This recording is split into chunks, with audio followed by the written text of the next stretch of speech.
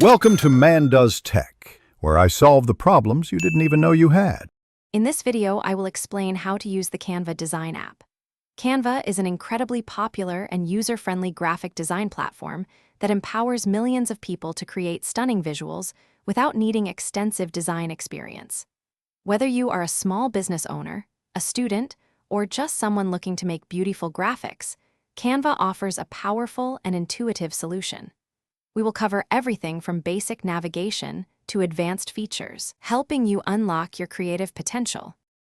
Canva boasts an impressive array of tools to bring your visions to life.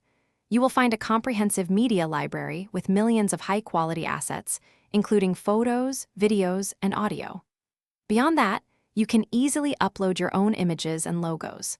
The platform allows for extensive customization of text, colors, and shapes, ensuring your designs are unique. Advanced features like the one-click background remover and various animation options add professional polish to any project. Let us walk through creating your very first design. First, choose from thousands of templates or opt for a blank canvas to start fresh. Next, navigate the left-hand panel to find elements like text boxes, images, and shapes. Simply drag and drop your chosen items onto your design. You can then easily resize, rotate, and reposition them. Experiment with different fonts and colors to make your design truly stand out and reflect your message effectively. Once your masterpiece is complete, Canva makes sharing incredibly simple.